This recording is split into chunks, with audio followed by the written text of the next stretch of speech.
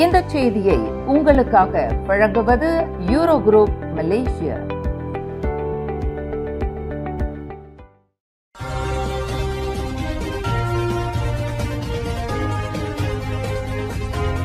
வணக்கம். திசைகளின் 5 மணி செய்திகள். நஜீப் சம்பந்தப்பட்ட 1MDB வழக்கில் டிசம்பர் 26ஆம் தேதி தீர்ப்பு.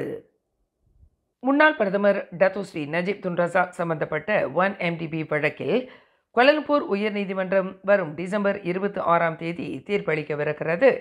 1MDB என்று சுருங்க அழைக்கப்படும் ஒன் மலேசியா டெவலப்மெண்ட் பெர்ஹாட்டிற்கு சொந்தமான 2.28 பில்லியன் ரிங்கிட்டை நாட்டின் பிரதமர் மற்றும் நிதி அமைச்சர் என்ற முறையில் தனது பதவியை தவறாக பயன்படுத்தி அப்பணத்தை முறைகேடு புரிந்ததாக 4 குற்றச்சாட்டுகளும் சட்டவிரோத பணமாற்றத்தில் ஈடுபட்டதாக 21 குற்றச்சாட்டுகளும் நஜீப்பிற்கு எதிராக கொண்டு வரப்பட்டன.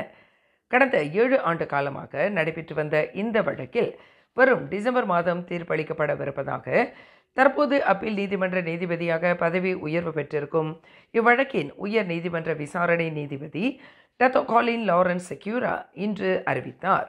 கடந்த 2018ஆம் ஆண்டு செப்டம்பர் 20ஆம் தேதி தொடங்கி மொத்தம் 235 நாட்கள் நடைபெற்ற இவ்வழக்கில் அரசு தரப்பில் 58 பேரும் நஜீப் தரப்பில் 26 பேரும் சாட்சியம் அளித்தனர்.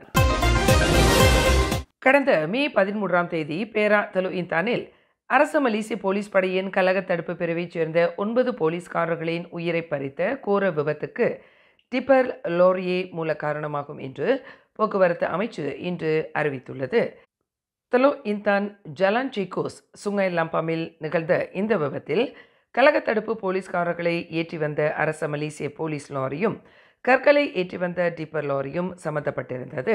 எனினும் அந்த டிப்பர் லாரி கற்களை ஏற்றுவதற்காக அனுமதிக்கப்பட்ட எடையை விட கூடுதலாக 70 விழுக்காடு கற்களை ஏற்றி வந்துள்ளது என்று விசாரணையில் தெரிய வந்துள்ளது என்று போக்குவரத்து அமைச்சு இன்று வெளியிட்ட ஒரு அறிக்கையில் தெரிவித்தது. அதிக எடையின் காரணமாக அந்த டிப்பர் லாரி சமநிலையை இழந்துள்ளது. இதன் காரணமாக வழித்தடம் மாறி எதிர் திசைக்கு சென்ற டிப்பர் லாரி தலோ இந்தானிலிருந்து இப்போவை நோக்கி சென்று கொண்டிருந்த போலீஸ் லாரி மீது மோதி உள்ளது என்று போக்குவரத்து அமைச்சு தெரிவித்துள்ளது. இந்த சம்பவத்தில் உயிரிழந்த 9 கலகத்தடுப்பு போலீஸ்காரர்கள் மற்றும் காயத்திற்கு ஆளான இதர 9 போலீஸ்காரர்கள் அனைவரும் தலோ இந்தான் சித்ரா பௌர்ணமி திருவிழாவில் ரத ஊர்வலத்திற்கு பாதுகாப்பு அளித்தவர்கள் ஆவர். ரத ஊர்வலம் முடித்து போலீஸ் லாரியில் அனைவரும் இப்போவை நோக்கி சென்று கொண்டிருந்த போது இந்த கோர விபத்து நிகழ்ந்தது. வளர்ச்சி குன்றிய ஆட்டிசம் சிறுவனான தனது 5 வயது மகன் ஜாயன் ராயன் அப்துல் மாத்தீன் மரணம் தொடர்பில் அந்த சிறுவனை வேண்டுமென்றே புறக்கணித்த குற்றத்திற்காக அவனது தாயாருக்கு பிட்டாலிங் ஜெயா செஷன்ஸ் நீதிமன்றம் இன்று 5 ஆண்டு சிறை தண்டனை விதித்தது. 30 வயதுடைய இஸ்மானிரா அப்துல் மனாஃப் என்ற அந்த மாது 2 ஆண்டு நன்னடத்தையில் இருக்க வேண்டும் என்பதுடன் 6 மாத காலகட்டத்தில் 120 மணி நேரம் சமூக சேவையில் ஈடுபட வேண்டும் என்று நீதிபதி டாக்டர் ஷலிசா உத்தரவிட்டார். இவ்வழக்கில் இஸ்மானிராவும் அவரின் கணவர் 30 வயதுடைய ஜாயிம் இக்வான் சஹரையும் குற்றஞ்சாட்டப்பட்டிருந்தனர். இருப்பினும் போதுமான ஆதாரங்கள் இல்லாததால் கடந்த ஜூலை 21ஆம் தேதி இஸ்மானிராவின் கணவர் ஜாயிம் இக்வான் விடுதலை செய்யப்பட்டார். இன்றைய தீர்ப்பில் சிறுவனின் தாயார் இஸ்மானிராவை உடனடியாக கஜாங் சிறைச்சாலைக்கு கொண்டு செல்லுமாறு நீதிபதி உத்தரவிட்டார். நாட்டில் பெரும் பரபரப்பை ஏற்படுத்திய ஆட்டிசம் சிறுவன் ஜாயன் ராயனின் மரணத்திற்கு காரணங்கள் கண்டறிய முடியாத நிலையில் இறுதியில் அவனது தந்தையையும் தாயாரையும் போலீசார் கைது செய்தனர். கடந்த 2023ஆம் ஆண்டு டிசம்பர் 5ஆம் தேதி காணாமல் போனதாக கூறப்பட்ட ஜாயன் ராயனின் உடல் பின்னர் பிளாக் ஆர் பங்சாபூரி இடமான் டமன்சோரா டமாய் நீரோடை அருகில் கண்டுபிடிக்கப்பட்டது. ஜாயன் ராயனின் உடலில் காயங்கள் ஏற்படும் அளவிற்கு அவனை வேண்டுமென்றே புறக்கணித்ததாக தாயார் இஸ்மானிரா மீது குற்றச்சாட்டு கொண்டு வரப்பட்டது. கடந்த அக்டோபர் 29ஆம் தேதி சர்டாங் ஸ்ரீகம்பாங்கன் ப்ளூ வாட்டர் எஸ்டேட் சாலை வட்டத்திற்கு அருகில் ஒரு புதரில் கைகள் கட்டப்பட்ட நிலையில் கொலையுண்டு கிடந்ததாக நம்பப்படும் பெண் ஒருவரின் சடலம் மீட்கப்பட்ட சம்பவம் தொடர்பில் அந்த பெண்ணின் முன்னாள் காதலன் உட்பட 3 கைது செய்யப்பட்டுள்ளனர்.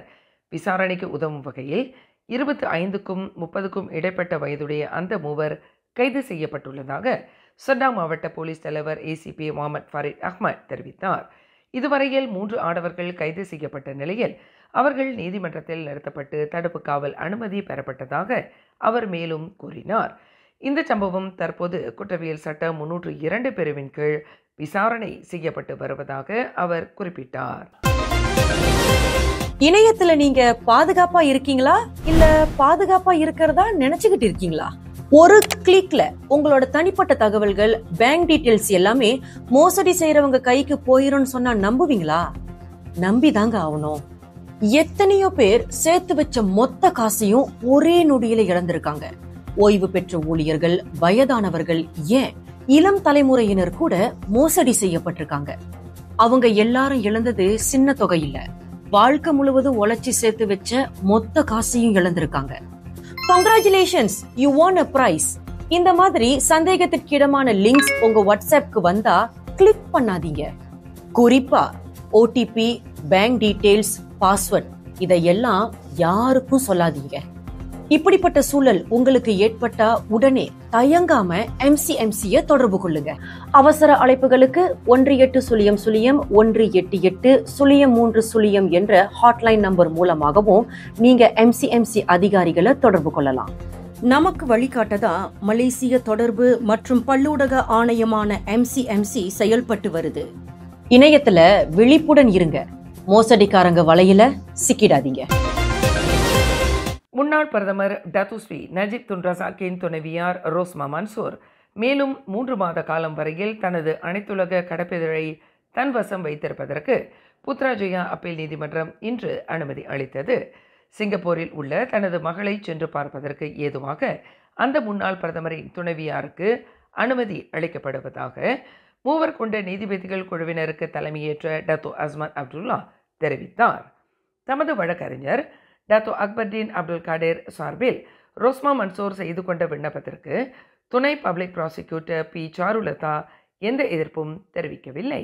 இவ்வாண்டு முற்பகுதியில் 4வது குழந்தையை பிரசவித்திருக்கும் தனது மகளை சிங்கப்பூருக்கு சென்று காண்பதற்கு ஏதுவாக ரோஸ்மா இவ்விண்ணப்பத்தை தாக்கல் செய்திருந்தார்.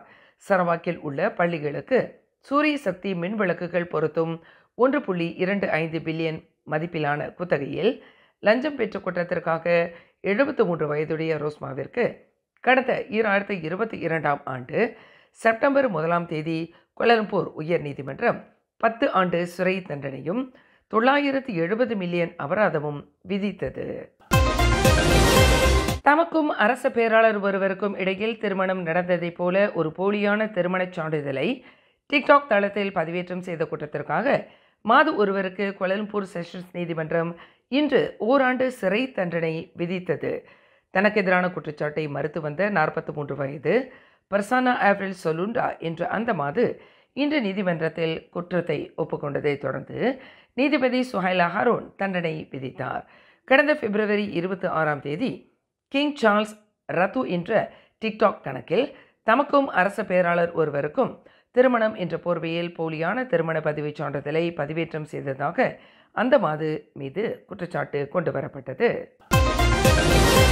பிரிட்டனின் மன்னர் 3ஆம் சார்ல்ஸ் இளவரசர் ஆண்ட்ரூவின் மீதமுள்ள பட்டங்களை பறித்து அவரை அரச இல்லமான வின்சரிலிருந்து வெளியேற்றுவதற்கான முறையான செயல்முறையை தொடங்கியுள்ளதாக பக்கிங்ஹாம் அரண்மனை அறிவித்துள்ளது.